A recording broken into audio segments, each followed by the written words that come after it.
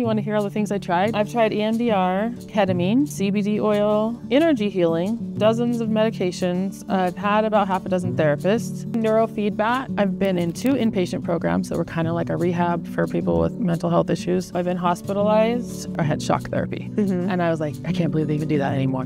I felt hopeless, that I wasn't ever going to get better, that this couldn't be cured, that none of these things had worked. I was always going to be miserable, make my family miserable. And then just some of these things gave me a little glimpse of light so that I could be like, oh, that went well. I wonder if that could happen again.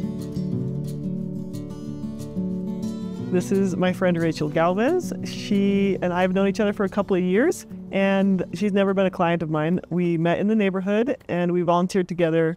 One of the things I've seen is that 4 years ago, seemed like you had some anxiety, but you were functioning pretty well. And then a couple of years ago, what I noticed was I would see you at church and you would just be pacing. Like you couldn't sit still. Done that. And you were shaking. You just looked like you were in so much distress. What were the low points like for you? Or how did anxiety impact your ability to function? And then we're going to talk about how you've come out of that darkest space into a better space. Yeah. So I wrote down, because I am not going to remember things. I just turned 50. So I made notes. Anyway, I would say that I did mention extreme insomnia. In fact, I've had like more than a month at a time where I felt I did not sleep at all. Whoa. And I couldn't even nap in the day. It was insane. I thought I was going to die. Yeah. Wow. Finally came out of that with the help of some meds, but I had a very poor appetite. So there have been times also at least a month or longer where it's not just like, oh, I'm not hungry. Like I would sit there in front of the food and want to throw up. Like it almost felt like an eating disorder or something. I really was forcing myself to eat, and I lost a ton of weight and everybody was worried about me. So that came from my anxiety. I lost my personality, and that's what kind of noticing. Like I lost all of my confidence. Well, because you were such you're an outgoing person. You're kind of an extrovert, right? Yeah. Yeah. You're good with people. You've got a lot of ideas. You have a lot of things. And I noticed that you had a really hard time being yourself. Yeah. Yeah. Yeah. I also lost the ability to enjoy anything. So I couldn't concentrate on, I love reading and I couldn't concentrate on reading. I used to like church and I liked going out and visiting people and doing things, and all of it made me nervous. A loss of concentration. So I could watch a movie with my family, but I couldn't really, like you said, hold still for the whole thing, or was not enjoying it. Yeah. Memory loss. That's just kind of continuing now, so it might be my age. And then fatigue, but not being able to relax. So being on this high state of nerves is exhausting. Yeah. Yeah. But it didn't translate to my mind being quiet and being able to shut down and rest. So anyway, and I That had must have this been so exhausting. Yeah. Just so exhausting. Yeah, and I had this off and on for a couple of years. So, and then just really quickly, just for fun, you want to hear all the things I tried that, Yeah. and most Let's of do it. them worked Yeah. for a little bit, but it didn't last. Yeah. So I don't want to say that people should never try these things. I just want to brag about all the things I tried. Yeah, because you're the kind of person who's not just going to sit back and let life happen to you. You're going to try stuff. You're going to try and learn stuff and figure things out. So you tried a bunch of stuff. Let's hear Yeah. it. I want to hear it. Okay, so I already mentioned the dozens of medications. I've had about half a dozen therapists, which have all been wonderful, but just different times in my life. And I would drop therapy and then pick it up again. I've tried EMDR, ketamine, CBD oil, energy healing, both in person and through the phone. Tried neurofeedback. I've been in 2 inpatient programs that were kind of like a rehab for people with mental health issues. I've been hospitalized and for a couple months, and while I was there, I had shock therapy. And I was like, I can't believe they even do that anymore. Like, who knew? Was it TMS, like transcranial magnetic stimulation, or ECT, where they're actually... It's the ECT. You did ECT. Yeah. Okay. So they actually put you to sleep so you don't feel anything, and then they do some shock to your body. Yeah. Creepy. Yeah. Anyway, I've also heard that might be part of why I do have a lot of memory loss from that time period, that it messes your mind up. That is one of the more common side effects of ECT. So, but apparently it did calm me down, because I was able to get out of the hospital and come out on a bunch of meds. But I have read probably a dozen books about mental health, and some of which did help me. My family and friends have been giving me blessings and prayers for a really long time, that my faith was a part of it, but it's like, oh, but it's not fixing anything. I've had exposure therapy to try to deal with the things that I'm anxious about, and I've done an intensive outpatient program at home, online, and tons of guided meditation. Tons. Yeah. Yeah. Okay. Again, all just like a temporary fix. So I could calm down when I'm listening to a guided medication, but I would just want to listen to another one and not get up and get back to life. So it's a crutch for sure. Did you find yourself getting to a place where you withdrew from life? I mostly kept doing the things and being miserable. So I would say to start off my description of how I've gotten better, I would say a couple things. First one is I learned how to say yes to my life. You told me a little bit about this. I'm so interested in hearing more. So about that. Yeah. And then the other main thing is, it's kind of a mantra, but it's get out of my bed and get out of my head. Okay. Those two things have been a huge struggle for me. So would you find yourself laying in bed for hours just feeling anxious about the day and worrying, or what was going on? Yeah, I came back from the hospital on a lot of meds that made me calm but sleepy. And so everyone was like, yeah, she needs extra rest. And so I got in this habit of just staying in bed as long as I felt like it. And it's the weirdest thing because you, at least for me, don't want to get out of bed, don't feel ready. I just roll over. But then the longer you do it, the more you feel miserable and guilty. And like, it was just such a catch-22. So the longer you laid in bed, the worse you felt, and then you'd be like less motivated to get out of bed, basically. Yeah, and then when I did get out of bed, my worries would hit me like, how are you going to get the stuff done that you wanted to do today? Because you only have 2 hours now, you know, that kind of thing. So it actually made things difficult to function normally. I mean, yeah, totally. It does. Like, humans aren't meant to sleep all day. So that one, the way I actually started making progress on that is my mom started being really concerned about that lifestyle. And she started calling me at 9 a.m. once a day. But for so long, I would get up and get that phone call and I would go back to bed. I mean, I just still was not getting a handle on it. Finally, I was like, okay, I'm going to make this effort to be sitting here in the lazy boy chair by the time the phone call comes in. I'm going to sit here, stay here. I'm not going to have that phone call in bed. Yeah. So that was like the first baby step to getting out of bed by 9. And then one time I was like, what if I took a shower before her phone call? I don't even know what made me think about it, but I did that. And man, I just felt like a champion. I took a shower before 9 a.m., you know, and this is so silly to people that usually get up early. But yeah, so that, and then the next step was, as the weather got warmer, I started getting out with my dog on a walk in the morning. So I do a walk before I talk to her. I would say the biggest thing is to get me out walking. I've never been a regular walker or exerciser, and I do walk him every day, once or twice a day. It's been good for my body and my mind to get out. And I know you've talked about that a lot before too, about getting outside is really critical. Was it always really hard for you to exercise or move your body? I just wasn't motivated. Not your thing? Not my thing. I've never been sporty or anything. Yeah. So that's kind of cool though, that the dog helped in that one small way. So, okay, so you were having a hard time getting out of bed. You're having a hard time even getting yourself up and moving. You started sitting in a chair. Your mom started calling you. You started sitting in a chair when your mom called you. You started trying to take a shower before your mom called you. Eventually you got a dog, which didn't help at first. Then you started walking in the mornings. Now you're able to function a little better in the mornings. Was this part of your process? Because you mentioned like saying yes to things.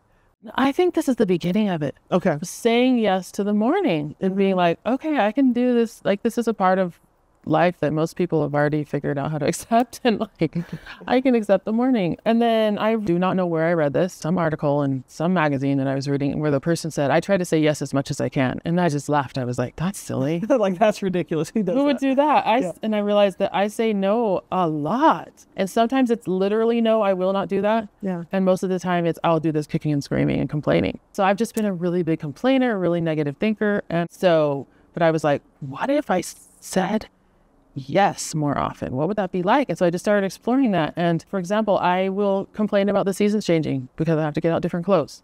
I've done it. All my kids are growing up. Oh, it's spring. Now I have to find new clothes for the kids. I just love to complain about things. Anyway, just trying to accept the season changes. And then also I'm at this point of turning 50 and getting older. There's a lot of things that I don't like about what's going on in my body. And then I'm worried I got getting older. But it's like, what if I actually just say yes to that and just see where it takes me? That's so cool. Yeah. And it's hard. Then, for example, like this, I was nervous about this. I didn't really want to do it, but I had already told myself, you're a yes man now, right? Okay. So you can say yes to this. And I just said it. And it's not easy. No. But it's still good. Actually, this is what I'm afraid of a lot. And is not that I won't be able to do it or that but I'm just afraid that I'll be unhappy. It'll make someone else unhappy. And that's just a natural fear we have of things that are coming up. Like, is this going to ruin my life? Happiness. It's just being afraid to try new things. Yeah. Another thing that was a big game changer for me was something that my therapist gave me, and it's from ACT, from Acceptance and Commitment Theory. She gave me a worksheet that has what's called diffusion phrases. Yeah. Right? And so I knew you would explain this before, but like So the fusion is like your mind is really tight and then really believing all your thoughts. Yeah. And diffusion is a way to like stand back and actually choose if you want to go in the direction of that thought or not. Right? So the idea between these diffusion phrases is to acknowledge your mind and notice that you're worrying and then go on with what's going on in your life right now. Yeah. So I would be like, so when I'm getting ready this morning and I start to be like, the thought says, oh man, I don't want to get on camera. I don't know how I'm going to look. What if I stumble over my words? My mind will say that stuff to me. And I say, oh, hello, mind. I can see that you're worrying, but I'm going to get back to having breakfast right now. Yeah. And so you just redirect to what you're doing right there. So I can be going on a walk, but my mind will start worrying about something really stupid, like somebody's yard is unkempt. And I'll be like, oh, this neighborhood has gone downhill. And thank you, mind, for your perspective. But I think everybody has their own way, Yeah. But you have to be careful not to turn it into an argument with your mind. I've known before that I'm kind of a pessimist and would wish to think more positively. Yeah. But what you're not supposed to do is in the moment of that bad thought, you're not really supposed to get in an argument with yourself. Right. So if I'm nervous about this, I actually don't say, but it's going to be good because this and this. You just say, you've made a commitment and you're doing this. In the meantime, let's get ready. Because the thing, if you do get in an argument with your mind, I don't know why, but it's ineffective. Yeah. So of those phrases, my favorite one would just be the one, hey, mind, I notice you're worrying a lot right now. Or I notice that you're good at finding problems today, but let's just move on. And then one of the other big ones on there says, here's the blank story again. Oh, yeah. We just need to see what's going to happen. The stories for me are like, I can't do this. This is too hard. Or I should go back to bed. Yeah. Okay, because that actually, That's your I didn't story. mention, but that struggle, even though I would get better in my mornings, my mind still wants me to go back to bed to feel safe and rest. So for me, it's like a drug. Yeah. No joke. I'm sure that when I first lay down, I get a rush of whatever it is. Yeah. Oxytocin or something. Some happy chemical. Yeah. And I'm like, oh, yes, I'm resting. I'm safe. Huh. And the next thing I know, I'm worrying and feeling guilty again. So anyway, very much like a drug for me. So my mind would just even give me that story. You can't do this. You need to go back to bed. So That's really interesting. I like that paper that you sent me, and I'm going to share it with my audience. yeah, I think that was one of the biggest changes that started happening in my mind, was just giving myself permission to drop the worry without necessarily having to know what's going to happen. Yeah. Especially on big things. I mean, how can you drop the worry of my parents are getting older and one of them's going to die someday? It's true. But you do not have to spend your time thinking about that. And Yeah. if you do spend your time thinking about that, you can't enjoy the time that you have with them. Right. And you can't just say everything's going to work out right. Nothing's ever bad going to happen. What you can say is we'll wait and see.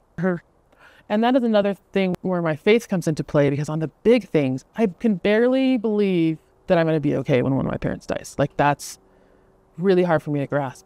But I believe that God can see me through it, Yeah. because I know that I've seen him do that for other people in their lives. So I've watched your videos for years, and I will sometimes take a note or do this or that. I would say, like, the thing that I do now that I probably learned from your videos was writing, some different ways of writing out. I remember you saying, never worry in your head, put on paper. And so I've done 2 different kinds of writing. One of them is a worry write-up. And I learned this also from Nick Wignall, who you had also did a video with him. That's how I found out about him. And I followed his newsletter called The Friendly Mind. Yeah, Nick's great. Yeah, anyways, and I did a class on your website by him called Worry Free. Right. And I did do that. And it made a big difference for me. I was like, all of a sudden I was just doing great for like a month. Still had some setbacks. And that was one of the things that I realized, man, I know that helped me. Then how did I get back in this place? And maybe life is ups and downs, and it's not a cure. There's nothing that's going to turn me back to exactly who I was when I was 30. Yeah. Just, fearless me, whatever. That's not necessarily how that works. But anyway, the scheduled worry is where you sit down once a day and I just fill up 1 page of junk that's in my mind. And so that way it is still normal to worry, and it is okay to have a time and a place for it, which I just do after I get out of the shower every morning. I don't like to start first thing in the morning. Yeah. That's like a real downer. Yeah. But after I'm feeling pretty good and I'm about ready to get to the part of my day that I have some control over. And anyways, that's when I hash that out really quick. And then the other one is I came up with this writing at night, call it Wins, Wishes, and What. And these are all things you've told me to write about before, but I've got it all in 1 paper now. So I write about a paragraph of wins, and that's things that I'm proud of I did that day. Cool. And that's so helpful to like increase your self-esteem and your gratitude. And I do everything. Guys, I couldn't eat for a while. Yeah. So I write down the meals I ate. That's so cool. I ate breakfast, had lunch, Yeah. I write down what time I got up. I write down any little things I accomplished. And so I write that, about a paragraph of that at night. And then my wishes paragraph is how I want tomorrow to look. And that actually helped me a lot too when I was starting to change my mornings. Interesting. So I would write my wishes are get up at 8. Like that goal was written down, what I plan to do the next day. Cool. To walk with the dog, talk to mom, have breakfast. Also, it helps to have a little bit of a routine. When you're trying to change something, you don't want to just wake up and say, oh, what should I do next? Oh, and then after that, what should I do? Oh, what should I do? So it's good to have a routine for me. But I also have to learn, because I get very rigid in my routines, that if something has to change, then it's still going to be okay. Yeah. You know, I don't want to be like, if I didn't do my writing today, I'm going to have a panic attack. Yeah. No, it doesn't have to be like that. But I do think that the daily habits make a difference. So the third thing that I write about at night is what, and the what stands for what I'm grateful for. So I just wanted 3 W's because it'd be cool. Yeah. So it's wins, wishes, and what, and I end up usually having a couple lines left on my page to write what I'm grateful for. And doing that every day is so interesting because you just think about weird stuff. You can look around and be like, I'm grateful for my refrigerator, my microwave. You know, I just try to be a little creative with it, and it really opens my mind to the things that I have. And gratitude helps a lot. That's really cool. I like that practice, that daily practice. Wins, wishes, and what's. Yeah. Cool. Love it. I just have to say, one of the signs, like when someone comes to therapy and they bring a notebook, that is a sign that they're going to progress in some way. They are going to learn something and they're going to grow. So like, I love that you're referring to your notebook. Like, I love it. I have like favorite quotes in here about mental health. I've had these thoughts for a long time where they weren't working for me yet. But now that I'm finally making progress, I'm like, hey, this is real. It actually worked. Yeah. Isn't that interesting how some things kind of click after a while? Like I hated affirmations for like my entire 39 years of my life. And last January, I started being able to use like affirmations in like a way that I could believe them. Like in the past, I could never really believe them. They just didn't sync. They didn't resonate with me. And now I'm like, oh, I can say nice things about myself and it feels believe good. it. Yeah. Isn't that crazy? Yeah. So. Well, I also really love that quote, when the student is ready, the teacher will appear. Sometimes I think about, why couldn't I have done this before? What will I do when this happens, when I feel down again? But I feel like I've learned enough that there is some things within my grasp that I can do to make better. It's not all about just a chemical in my head that's messed up. Yeah. Well, that could be a thing too. But sure. And you've always talked about that, how we can change our brain through our behavior and our thoughts anyway. So it just took a long time for me to find some of the things that I could actually change for myself. Yeah. 2 more things I wanted to say about from Nick. He also, the other main thing he has you do besides the scheduled worry, but also he recommends doing mindfulness practice. Oh yeah. And his theory is that you start with like 5 minutes and then go 10 and 15. Don't worry, Emma. I can't do 30 minutes. I did it once. I followed his program to the letter the first time. Yeah. I have not given up the mindfulness practice, but I only do it 5 minutes a day. Yeah. I did it 10 for a while, and even that I was starting to fall asleep because I was starting to get more comfortable and calm in my life. And so 10 minutes with my eyes closed is not even going to work. Yeah. But I do 5 minutes. And I think the thing that's really important about the way he does the mindfulness is all he wants you to do is sit there and breathe and try to pay attention to your breath. Yep. And then every time a thought comes in, just be like, oh, that's interesting. Back to the breath. Attention training, basically. I haven't gotten any better at it, I swear. But I am still all over the place. But I'm guessing that is helping me build that muscle that takes when I say to my mind, okay, that's an interesting worry, but we're going to do this right now. Yeah. I think it's building that same muscle. And so it probably helps a lot. That makes a lot of sense. And then the other thing I've done a little bit different, I think I learned it from a book or my therapist or something, is I actually get my body grounded first. So when I first sit down, I just like wiggle my toes and my fingers and my butt. I just like feel myself in the chair, close my eyes, and then do like a listen. I just listen what's all the little noises around me, and then I start going to my breath. And you don't have to breathe special. You try to concentrate on how it feels in your body, how it sounds, how anything you can to get your mind on just breathing. Anyway, so 5 minutes is as long as I can do, but that's still impressive. I still it. struggle so much with mindfulness. Like I believe in it and it's hard for me. Yeah, me too. I don't enjoy it at all, and I don't do it every day. It's one of the things that I most easily drop if I'm busy doing something else. But right. I haven't wanted to give it up altogether because I think it's exercising a muscle that I need. So in my brain. And then another thing that I learned from one of Nick's articles is talked about how emotions come and go. And I was like, do they? I mean, you could have told me that. I'm sure it's obvious. But because I was in a constant state of anxiety, I was like, emotions don't come and go. I have the anxiety emotion constantly. Yeah. And then it talked about how when you feel in a situation of anxiety, just get in your body, do mindfulness again, and notice what your body's feeling, and just kind of accept it, and then wait and see what happens. And what happens is it dissipates, but it's different than when you're trying to stop this right now, stop this right now, stop this right now. Yeah. So I was like, well, what would happen if I waited and see what happens? And I found that I don't have to always be anxious. You know? Interesting. Anyway. Was that like part of dropping the struggle for you? Like dropping the struggle against anxiety? I think so. And also just giving me some hope. Yeah. Because it felt like it was always there all the time, 100% of the Yeah. time. Yeah. And it was like, oh, but he teaches that it comes from your thoughts. And you also have taught this, that your emotions, your feelings come from thoughts. So if I keep up a constant stream of worrying and negative thoughts, then I can easily be anxious constantly. Yeah. The biggest thing I think that turned me around was just getting hope back. I felt hopeless, that I wasn't ever going to get better, that this couldn't be cured, that none of these things had worked, that I was always going to be miserable and make my family miserable. And then just some of these things gave me a little glimpse of light so that I could be like, oh, that went well. I wonder if that could happen again. You know, and just... Interesting. And it was very gradual, and the nights came on first. So for a long time, people say, how are you doing? And I'd say, I'm doing really good at night. And in the mornings, I'm still struggling. Okay. You know, and so it took for a long time. I started feeling better. Like I can eat dinner with my family. I can even make dinner, that kind of stuff. That came first. And then as I accustomed myself to a new morning routine, and the morning started to feel better.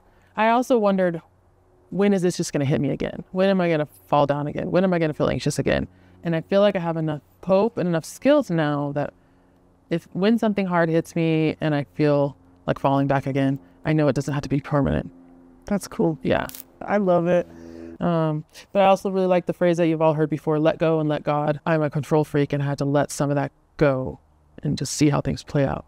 And most of the time they play out nicely. That's the thing. I was running around acting like most things are bad, and that's not true. Yeah. Most things are good. And so I've had more time. I've been able to help my aunt and one of my neighbors get to a lot of their doctor appointments, and I'm doing some things that feel really good to me because I'm well enough to help people. Yeah. And people are still so shocked by it. They're like, are you sure it's okay? Or they always check with me first. How are you feeling? Is it going to be okay to take me to this thing? And I'm like, I'm feeling okay, and it's so great. Have you found with the like, oh, what if I make my kids uncomfortable? What if people notice? Have you found that you've been able to be gentler with yourself? Because it sounds like you judged yourself a lot when you had feelings. Like if you weren't happy or if you were feeling anxious, you'd be like, why am I doing this? What's the matter with me? I need to make this go away, or I need to like not be here. Like, have you gotten gentler with yourself? Or Yeah. I think accepting the way I feel is like, I probably was thinking in my head, I'm feeling this way, but it's wrong. like a good person wouldn't be feeling this. Yeah. And a better way to think about it is, because I don't want to say this is right and wonderful and I keep doing this. This is uncomfortable. Yeah. This is painful, even. Like, this is like hard. a descriptive word instead of a judgmental word. Not a good or bad, because I've also learned this from you or Nick. Emotions are not meant to be good or bad. They're just meant to be a reaction to our experiences and our thoughts, and we're supposed to learn how to live with all of them. But for me and for most people, it's really hard to accept the hard ones. Yeah. We want them to go away. That's natural. Yeah. And the weird thing is that if you accept them, then they do go away a little faster. Yeah, dropping that struggle, Not right? necessarily fast, but a little faster. Yeah, they don't tend to hang around as long. Yeah. Well, that's really cool, Rachel. I'm really proud of you, one, for all the work you've done. I mean, you've tried so much and you've worked hard to learn things, but also to let go, which is sometimes harder than just doing more. And also just showing up today. That's like a serious accomplishment. It takes a lot of courage. So I really appreciate you being here and sharing your story. You're welcome. Thanks for letting me come do it. I do like to talk, so. Yeah, that's awesome. Do you have any last bits of advice or words of encouragement for people who are experiencing intense anxiety? Well, I would definitely say don't give up. And I would also say believe in yourself. I really feel like humans have the innate tendency to be happy and be positive. Yeah, but we have to get out of our own way sometimes.